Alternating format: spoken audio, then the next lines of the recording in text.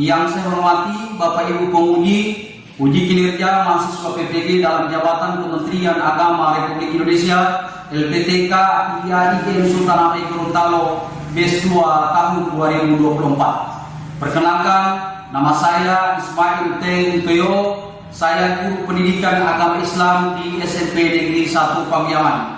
Saya adalah mahasiswa pendidikan profesi guru dalam jabatan Kementerian Agama Republik Indonesia kategori 1 BES 2 tahun 2024 di LPTK IAIN Sultan Hamid Gorontalo dengan NIM 247072054, nomor UKG 750134000137. Pada hari ini Selasa 28 Januari 2025, saya akan melaksanakan praktik pembelajaran dalam rangka penilaian uji kinerja dengan menggunakan model pembelajaran problem based learning pada materi pentingnya iman, mata pelajaran pendidikan agama Islam dan budi pekerti kelas 7. Terima kasih, mohon arahan dan bimbingannya. Selamat menyaksikan. Assalamualaikum warahmatullahi wabarakatuh. Assalamualaikum. Waalaikumsalam warahmatullahi wabarakatuh. Bagaimana kabarnya adik-adik hari ini? Alhamdulillah, luar biasa. Allah. Semangat pagi. Pagi, luar biasa. Tetap semangat. Yes, yes, yes. Hari ini adik-adik hadir semua? Ya. Baik adik-adik semua. Sebelum kita belajar, kita cek dulu kesiapan semua. Silakan adik-adik berdiri dulu.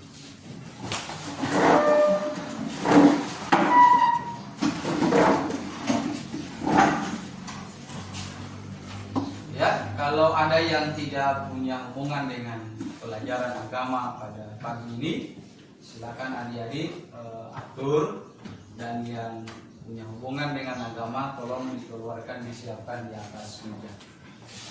Oke, silakan dulu.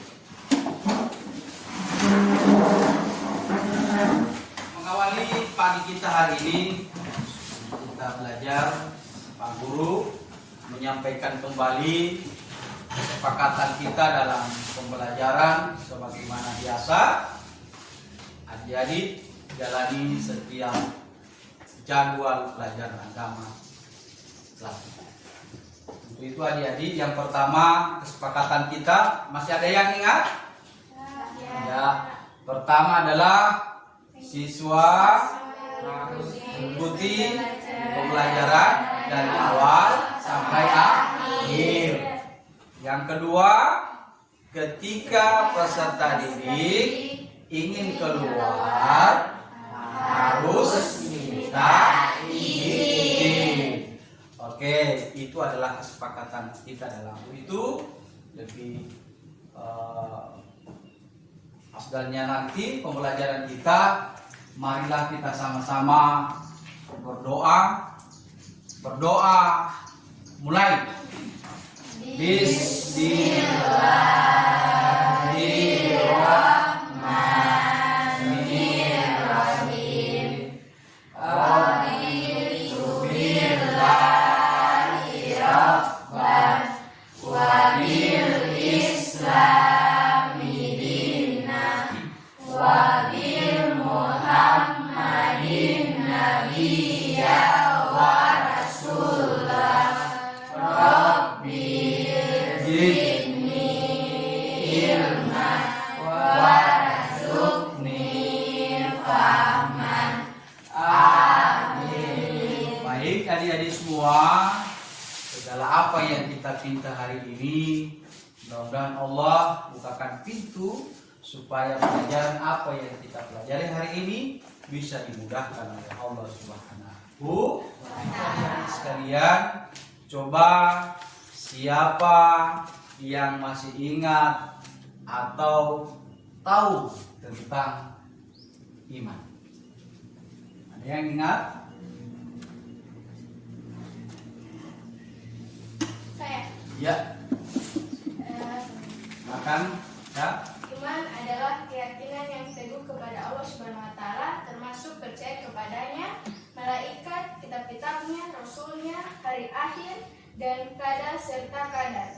Iman juga mencerminkan sikap seseorang dalam menjalani kehidupan, seperti berbuat baik, jujur, sabar, dan berpegang teguh pada ajaran Islam. Baik, tepuk tangan dulu. Siapa yang satu kali? Itu adik-adik semua, kenapa kita di dalam kehidupan ini kita diatur ya, dipatron supaya apa? Setiap hamba Allah itu taat iman kepada Allah. Baik, adik-adik semua, kita akan saksikan di video nanti, dan adik-adik cermati, analisis apa yang nantinya adik-adik lihat di video berikutnya.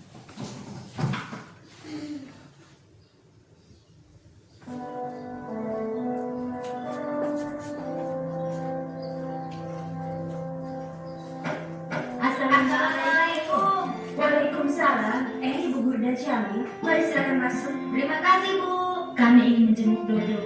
Sudah 2 hari ini dia tidak masuk. Iya, Bu. Katanya Dodo kesetrum ya, Bu. Assalamualaikum. Dari suaranya Dodo tahu pasti yang datang sambil dari Ibu Guru. Dodo.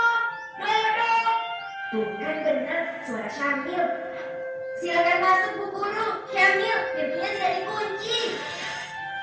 Hai, Dok. Assalamualaikum. Bagaimana kok bisa kesetrum begitu, Dok? Begini Syamil, waktu itu Dodo sedang nonton TV sambil makan kue.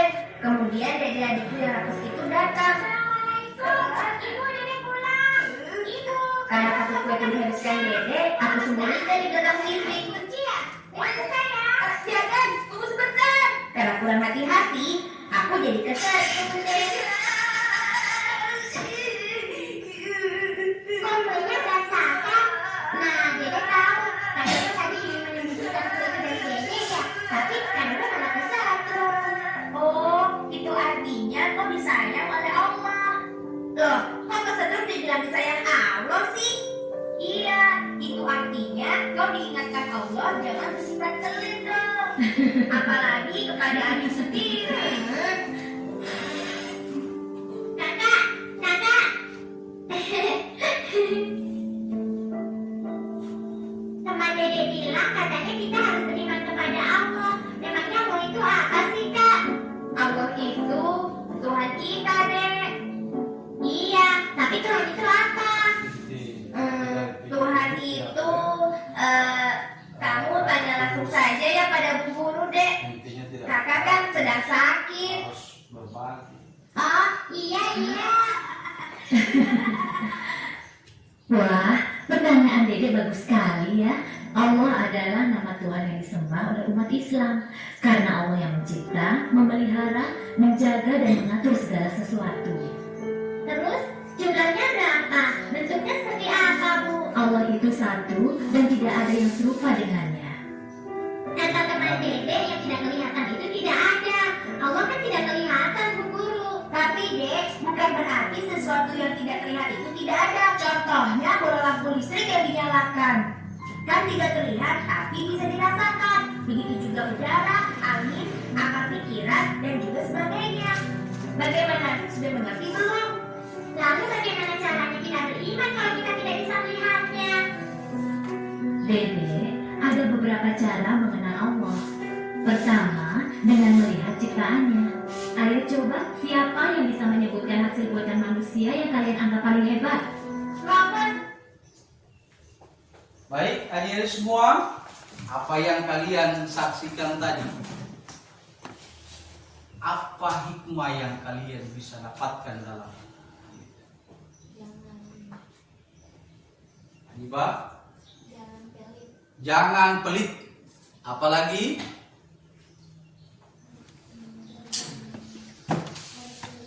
harus berbagi. Apalagi yang di video tadi, harus mempercayai bahwa Allah itu ada. iya, harus mempercayai bahwa Allah itu ada. Contohnya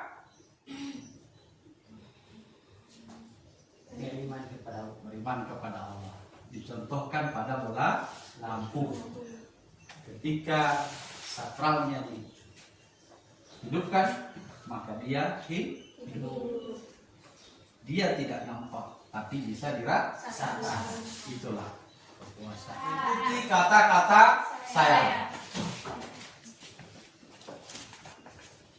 Bebek, bebek, bebek ayam. Bebek, bebek, bebek ayam. Ayam, ayam, bebek, bebek ayam. Ayam, ayam, bebek, bebek ayam. Oke, yang di sini berapa ayamnya?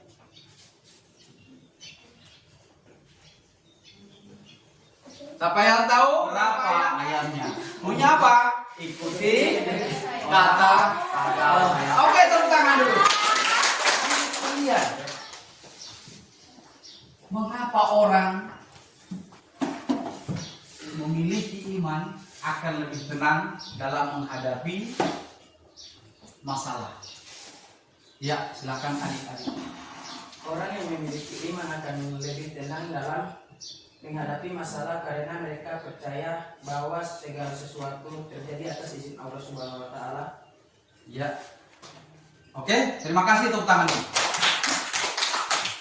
Ya, adik-adik, di dalam materi ini, maka harus adik-adik punya tujuan ya.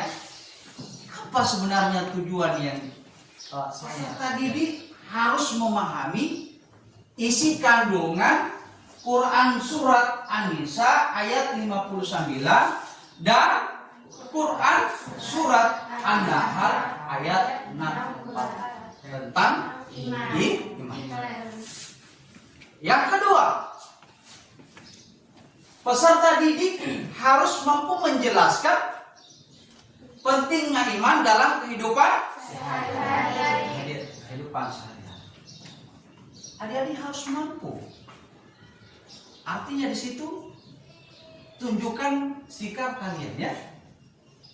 Menunjukkan sikap seperti apa. Dan yang terakhir adalah peserta didik mampu memecahkan segala masalah. Ya. Terkait pentingnya iman dalam penerapan kehidupan sehari-hari. Di mana adik-adik harus ketika tertimpa musibah apa yang menjadi dicontohkan lewat video tadi, ketika adik-adik kena musibah, ketika adik-adik kena cobaan, harus adik-adik mampu ya. Di situ diuji adalah sebuah tingkat daripada kesabaran, keimanan. Kalau orang sabar berarti dia harus memperkuat imannya. Itu tujuannya. Tujuannya kita belajar hari. Sehingga adik-adik mampu menjelaskan, mampu menunjukkan sikap dan mampu apa? Memecahkan segala masalah. Itu adalah orang yang mampu atau tinggi imannya seseorang. Oke, adik-adik semua, sampai di situ ada pertanyaan? Oke. Bagaimana tentang orang yang sering berbohong, Pak Guru? Bagaimana orang tentang sering berbohong? Berarti imannya di bawah. Dan bagaimana sikapnya orang ketika dibohong? Di situ saling menguatkan. Ketika kamu janjian dengan orang, tiba-tiba tidak tepat waktu, malah ataupun tidak datang. Rasanya seperti apa? Oke, adik-adik, kita beri aplaus dulu ya. Untuk itu adik-adik sekalian, di dalam pembelajaran ini yang sudah saya sampaikan tentang tujuan pembelajaran, maka kompetensi ya, apa yang kita inginkan, apa yang diterapkan ini adalah pertama, adik-adik harus memahami betapa besarnya atau betapa pentingnya tentang iman. Hingga tadi dijelaskan bahwa itu akan dijelaskan pada Quran surat An-Nisa ayat 59 ya. Ini wujudnya ke sana, di mana dijelaskan di situ dalam Quran surat An-Nisa ayat 59 yang berbunyi tentang ya ayyuhalladzina amanu atiullaha wa atiur rasul wa ulil amri minkum. Artinya di situ, wahai orang yang beriman, taatilah Allah dan Rasulnya serta ulul amri di antara kamu. serta pemimpin di antara kamu. Kenapa ketiga kaitannya ini? Untuk mengukur sebuah keimanan. Yang pertama, kita harus taat kepada Allah. Itu tahu, harus taat kepada Allah. Itu kuncinya. Yang kedua, kita harus taat kepada Rasul. Dan yang terakhir adalah kita harus taat kepada pemimpin. Ulil amri minkum. Kenapa kita harus seperti itu? Supaya apa? Terus tertanam dalam hati kita betapa pentingnya kita untuk mengimani atau pentingnya iman. Maka nampak di tiga hal itu. Nampak di tiga hal itu. Ulil amri, ya, pada Allah dan Rasul. Oke, untuk berikut. Yang berikut ini ya. Dijelaskan dalam Quran surat An-Nahl ayat 64. Wa ma anjalna 'alaikal kitaba illa litubayyana lahumul ladzina ikhtalafu fihi wa hudaw wa rahmatan li qaumi yu'minun. Artinya di situ apa? Dan kami tidak menurunkan kitab Allah ini kepadamu, melainkan agar engkau dapat menjelaskan kepada mereka apa yang mereka selisihkan. Tidak sekali dengan kebenaran orang yang beriman. Intisari daripada isi kandungan ini adalah ketika terjadi perselisihan, ketika terjadi pertentangan, maka orang-orang yang beriman, yang kuat imannya adalah harus kembali kedua, ya, Quran dan hadis. Dan ini salah satunya adalah Quran ini menjelaskan ketika terjadi pertengkaran, perbedaan, maka kembalilah ke kitab Allah. Sebagai ini semua, setelah kita menjalani pelajaran hari ini, Pak Guru ya akan mengetes kalian sampai batas mana pemahaman awal pembelajaran. Ini adalah link kalian tulis dan silakan keluarkan HP kalian. Kalian akan kerjakan di HP pertanyaan-pertanyaan di sana kalian akan dapatkan. Lihat di sini ya.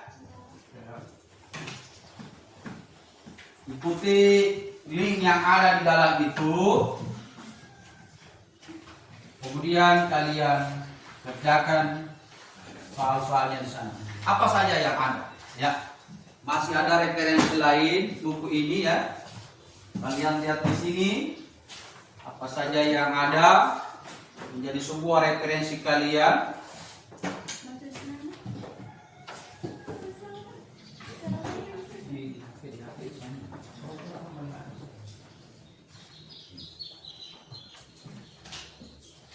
Ada yang sudah nomor 10?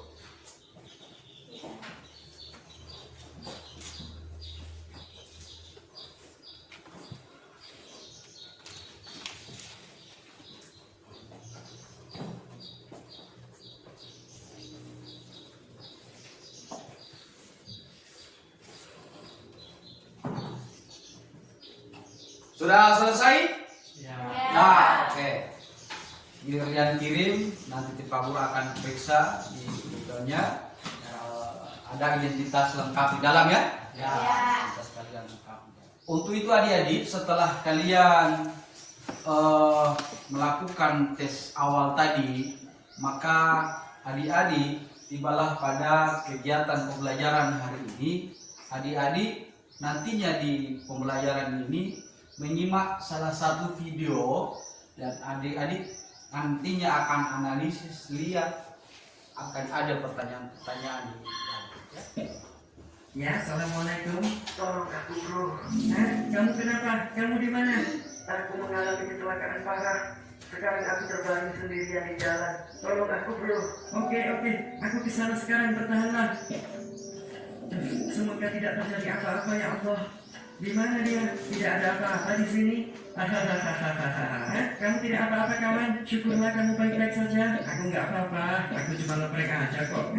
Ngeprek? Ya, soalnya kamu sibuk terus setiap aku ajak ngopi. Ya udah, dengan begini kamu akhirnya datang kan? Cepet lagi. Masya Allah. Itu sama halnya berbohong. Dan bohong itu dosa. Iya. Ini kan cuma candaan aja. Tapi jangan berlebihan atau membiasakan berbohong. Jangan sampai kita dicap sebagai pembohong di akhirat nanti.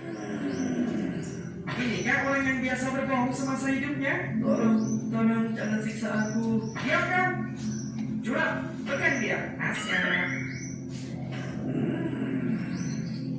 Sakit. Tolong sakit. Dengar, jangan sekali-kali melakukan kebohongan lagi. Iya, tapi aku hanya bercanda. Ingatlah, setiap dosa besar itu selalu diawali dengan hal-hal kecil, iseng, bercanda, coba-coba. Tapi lama-kelamaan, syaitan akan membuat tipu daya dengan membuatmu nyaman melakukan kemaksiatan. Baiklah, tolong lepaskan aku.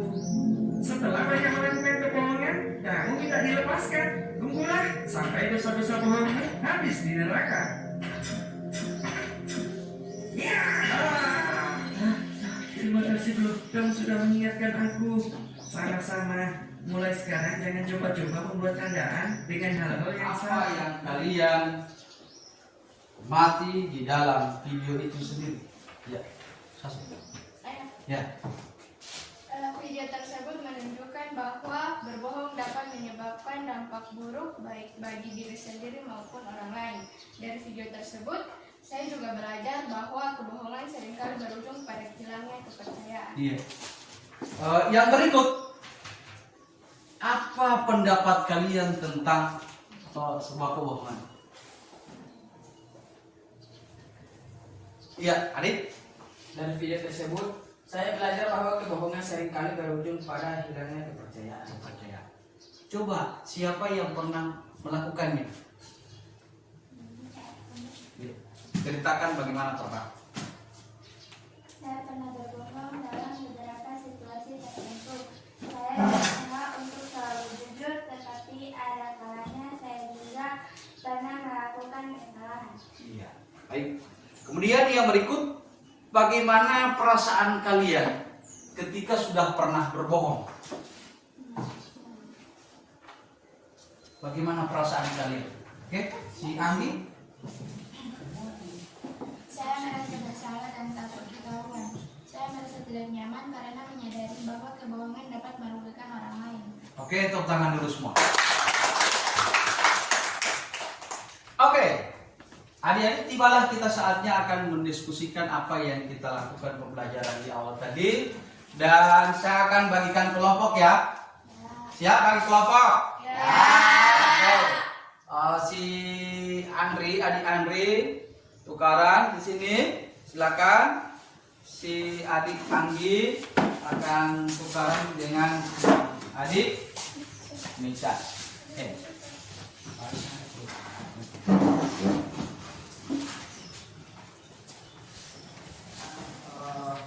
Selesaikan sebagai tugas kelompok kalian, dan setelah itu adik-adik kalian akan mempresentasikan apa yang menjadi persoalan di dalam ya.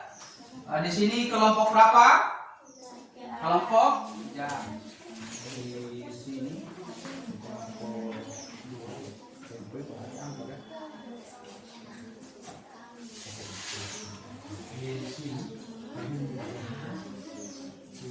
Ini kan studi kasusnya. Baca dulu itu.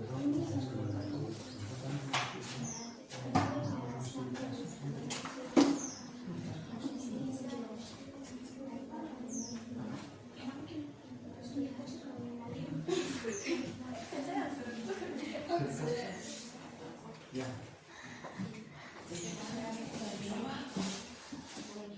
Jadi poin-poin baru ada di contoh di situ.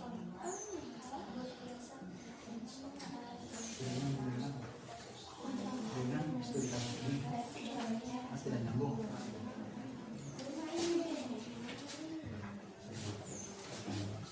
Sudah selesai? Ya. Baik, adik-adik semua. Sudah selesai, maka di dalam diskusi satu kelompok ini saya sudah amati, saya sudah lihat, alhamdulillah kerjasamanya luar biasa. Ada yang menanyakan tentang kekurangan kejelasan di dalam kelompoknya dalam penyelesaian. Alhamdulillah hari ini sudah teratasi. Untuk itu adik-adik sekalian, setelah ini adik-adik akan mempresentasi teman-teman di kelompok lain. Ada yang kurang jelas, maka itu akan dipertanyakan lagi dan insya Allah akan nantinya kalian jawab ya. Baik adik-adik semua, setelah kalian mendiskusikan kelompok kecil kalian, maka pada saat kita akan diskusi ya, presentasi apa yang menjadi hasil diskusi kalian terhadap studi kasus yang sudah dibagikan lewat LKPD yang ada. Sebelum itu kita eksekusi. 5, 4, 3, 2.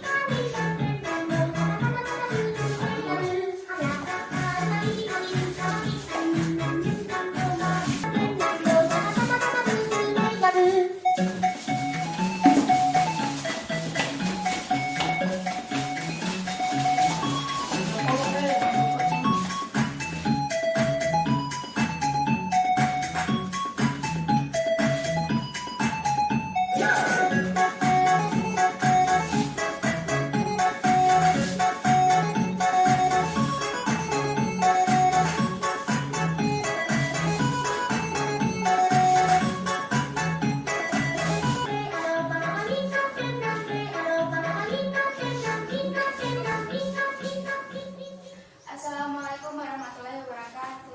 Waalaikumsalam warahmatullahi wabarakatuh. Terima kasih. Izinkan kami dari kelompok 3 untuk mempresentasikan studi kasus, yakni Ali sering lupa mengucapkan syukur atas nikmat yang diterimanya. Dalam Quran surat An-Nahl ayat 64, Allah Subhanahu wa Ta'ala menjelaskan bahwa Al-Quran diturunkan untuk menjadi petunjuk dan rahmat bagi orang-orang yang beriman. Salah satu cara meningkatkan iman adalah menyadari bahwa segala nikmat yang diterima berasal dari Allah. Dengan memahami ayat ini, Ali perlu menyadari bahwa nikmat seperti kesehatan, keluarga, rezeki, dan kehidupan adalah anugerah yang diberikan oleh Allah. Kesadaran ini akan mendorong Ali untuk selalu bersyukur. Oke, sampai di situ? Masih ada lagi? Oke. Al-Quran mengajarkan bahwa nikmat yang diberikan oleh Allah seharusnya digunakan untuk hal-hal yang baik dan sesuai dengan ajaran Islam. Ali dapat meningkatkan keimanannya dengan memanfaatkan nikmat yang dimiliki untuk membantu orang lain, beribadah dengan lebih khusyuk dan menjaga nikmat yang diterima yang telah diberikan oleh Allah Subhanahu wa Ta'ala.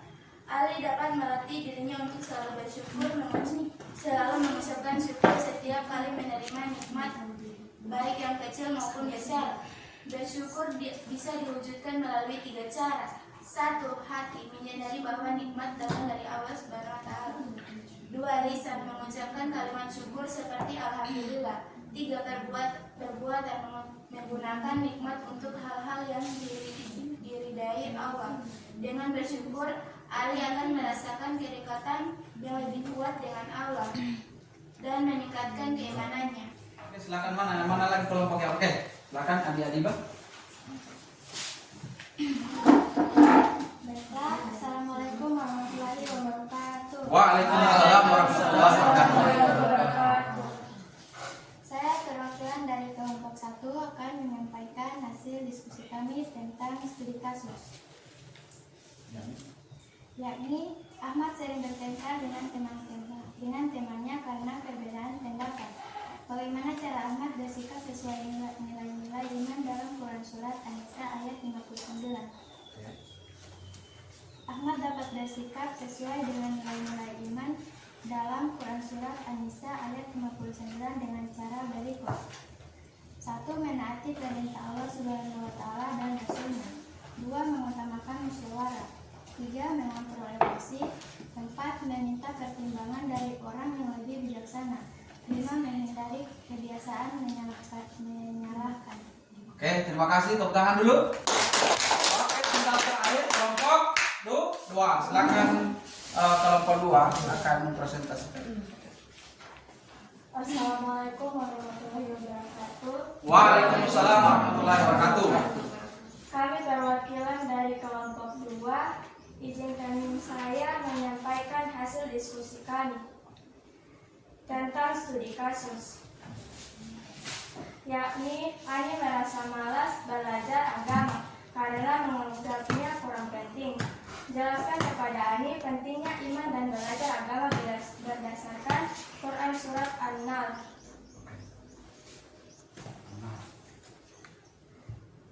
Pentingnya iman dan belajar agama dalam kehidupan. Dalam Quran Surat An-Nahl ayat 64, Allah Subhanahu wa Ta'ala menjelaskan bahwa Al-Quran diturunkan untuk menjelaskan persoalan-persoalan hidup dan menjadi petunjuk serta rahmat bagi orang-orang yang beriman. Ayat ini menegaskan bahwa agama dan iman adalah panduan hidup yang membawa manusia pada kebaikan dunia dan akhirat. Dengan memahami dan mempelajari agama, Ani akan mengetahui jalan yang benar, membedakan antara yang baik dan buruk, serta mendapatkan rahmat dari Allah. Belajar agama adalah bagian dari iman. Memahami agama merupakan bentuk ibadah dan tanda keimanan kepada Allah Subhanahu wa Ta'ala. Orang yang beriman. Terima kasih, saya akan menjawab pertanyaan dari kelompok 1. Manfaatnya adalah Ani akan lebih memahami ajaran Islam, mendapatkannya petunjuk dalam menghadapi persoalan hidup, memperoleh rahmat dari Allah, dan menjadi pribadi yang lebih baik serta dekat dengan Allah Subhanahu wa Ta'ala. Oke, terima kasih. Tepuk tangan dulu. Sekarang kedua kelompok ini akan mempertanyakan kepada seperti apa pertanyaan kalian ya.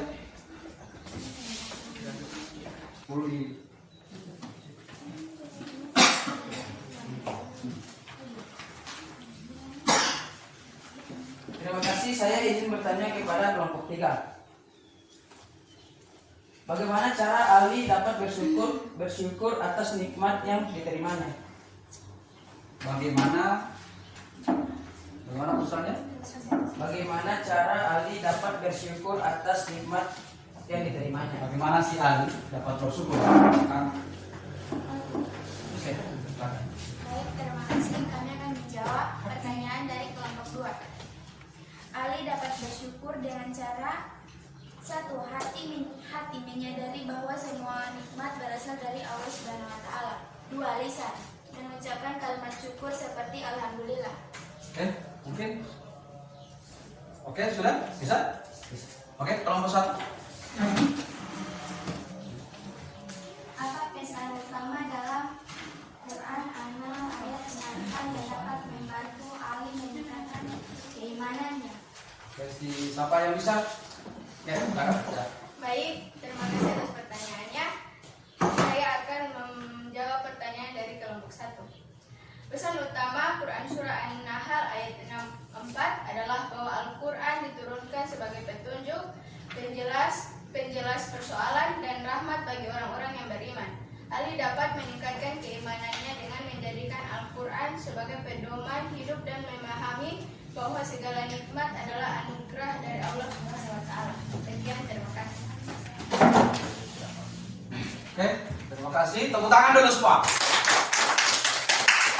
Baik, kali ini semua kalian sudah tibanya pada saat terakhir refleksi. Namun adik-adik, dari hasil presentasi kalian sudah sedikit saling bertanya tentang persoalan-persoalan yang menjadi studi kasus, di mana adik-adik di dalam memperdalam masalah tentang sebuah keimanan, yang dimana dijelaskan dalam Quran surat An-Nisa dan surat An-Nahl tentang taat kepada Allah, taat kepada Rasul, dan taat kepada semua. Setelah kalian semua ini melakukan proses pembelajaran, bagaimana perasaan kalian, di apa hal yang baru kalian dapatkan di dalam pembelajaran ini? Oke, siapa yang bisa? Oke, silakan. Hal baru yang saya pelajari tentang pentingnya iman adalah bahwa iman bukan hanya sekedar keyakinan terhadap Tuhan, tetapi juga mencakup keyakinan terhadap kitab-kitabnya, rasul-rasulnya, dan segala yang telah ditentukan olehnya. Iman menjadi fondasi dalam membentuk karakter dan perilaku yang baik, serta memberi kekuatan untuk menghadapi ujian hidup. Oke, baik. Tepuk tangan. Kemudian yang kedua adalah bagaimana cara kalian menerapkan nilai-nilai dalam kehidupan sehari-hari. Oke, silakan. Saya dapat menerapkan nilai-nilai iman dalam kehidupan sehari-hari dengan selalu berusaha menjaga niat yang ikhlas dalam setiap tindakan, berperilaku jujur, sabar, dan bertanggung jawab. Selain itu, memperkuat hubungan dengan Allah SWT melalui ibadah, serta menerapkan nilai-nilai kasih sayang, keadilan, dan kepedulian terhadap sesama. Oke, tepuk tangan dulu. Baik, kali ini semua kalian setelah refleksi menemukan hal-hal baru, bagaimana cara menerapkan itu kalian sudah sampaikan tadi. Alhamdulillah kepada teman-teman semua, adik-adik semua sudah menemukan. Maka tibalah kita pada akhir kegiatan ini, pembelajaran ini, untuk saya akan menekankan bahwa di mana pembelajaran ini betapa pentingnya iman dalam kehidupan sehari-hari, ya. Di mana iman merupakan landasan hidup, ya. Landasan hidup. Iman menjadi pedoman utama di dalam bertindak dan menjalani sebuah kehidupan. Dan yang berikut, sebuah ketaatan, ya. Ini pentingnya ini. Kalian harus taat, ya. Kita semua harus taat, baik kepada pemimpin, ya. Dimana ketaatan kepada pemimpin yang sah dan adil adalah implementasi daripada iman itu nyata. Dan yang kedua, ya, adik-adik, bagaimana mengatasi perselisihan, ya. Seperti apa yang kalian sudah dapatkan di kelompok tadi, bagaimana cara memecahkan sebuah perselisihan dengan iman. Kita diarahkan untuk menyelesaikan perbedaan pendapat berdasarkan Quran dan Sunnah. Itu kita akan kembali ke situ. Kemudian yang berikut, di mana kalian akan menciptakan sebuah keharmonisan sosial. Kita semua akan menciptakan sebuah kehidupan yang damai, yang harmonis, dan penuh tanggung jawab di tengah-tengah masyarakat. Jangan sampai kita orang yang terdidik, tetapi realita di lapangan kita tidak tertanam sebuah keimanan yang sangat mendasar di dalam kehidupan kita sehari-hari, terutama di dalam bermasyarakat. Oke, sampai di situ adik-adik semua. Pembelajaran hari ini, adik-adik, saya akan berikan oleh-oleh, ya. Oleh-oleh ke rumah, menjadi bahan kalian perhatikan di rumah nanti. seperti apa